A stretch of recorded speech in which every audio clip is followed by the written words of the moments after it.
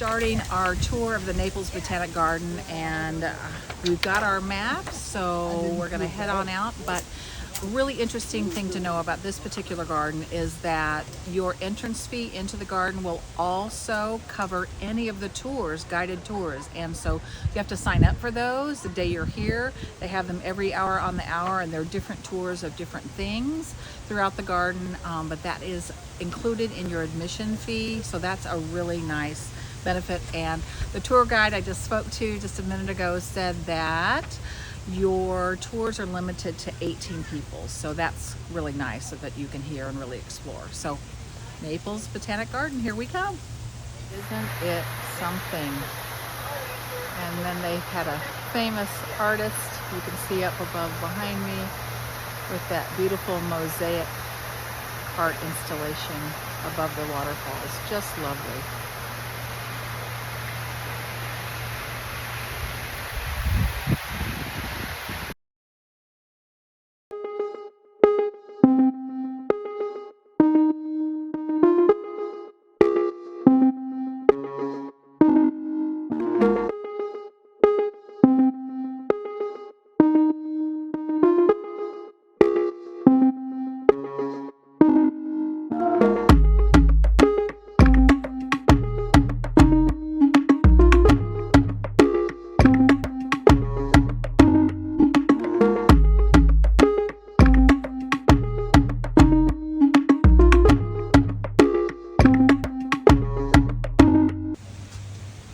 So here you can see the cannonball tree, and it is aptly named Cannonball. Because let's check out. Oh my goodness. Isn't that glorious? Looks like it needs some extra support. All the way up. Look at the bark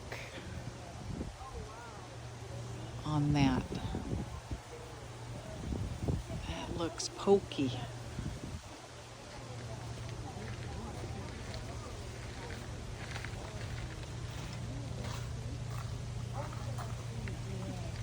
Aranthos.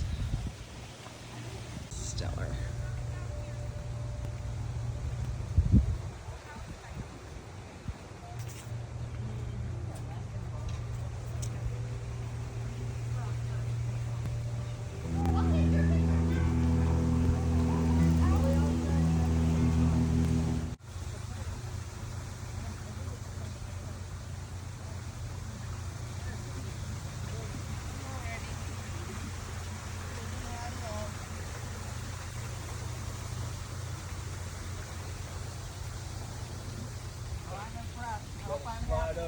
See lots of common plants like salvia.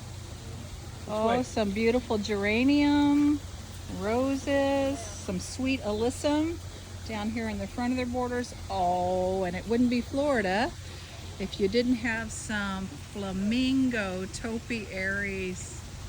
Oh my goodness, aren't those adorable? Well, if I needed a snack, we could have some cabbage. Check that out. Doesn't that lend a beautiful texture and interest to a typical garden bed? Hadn't thought of that before. Here we are, more pots with different varieties of geranium. Plenty of salvia, bring the color, and look at this. Beautiful purple kale. I think this is a true inspiration of how you can combine vegetable plants with beautiful annual plants. What a great idea. Look at those combinations.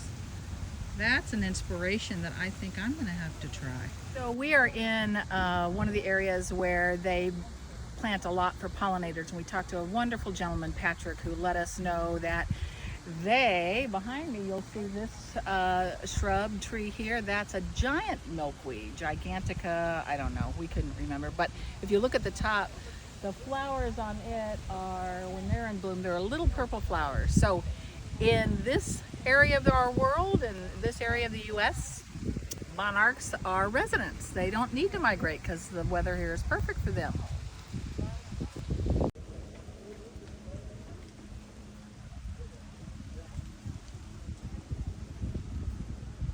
Well, this is an unusual bird. Looks like a cormorant. Move your head around, pretty bird. There we go. Fluffing its feathers on the front. You see that? It's got a dark all the way down the front. Huh. I have to say, while I love all kinds of palm trees, those that have that silver blue foliage, I think those are my favorite.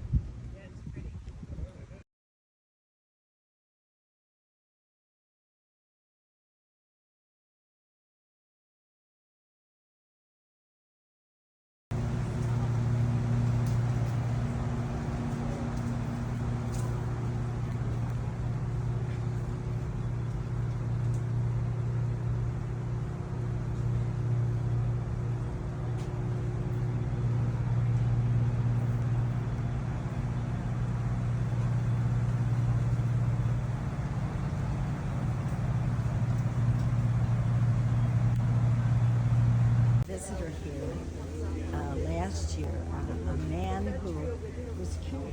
What he does is he buys the vanilla pots and then he puts it in different. Had to take a quick video of this. This tree is considered a Palmyra palm, and we have a small town in North Missouri called Palmyra. Isn't that a stunner? Look at that trunk. Wow.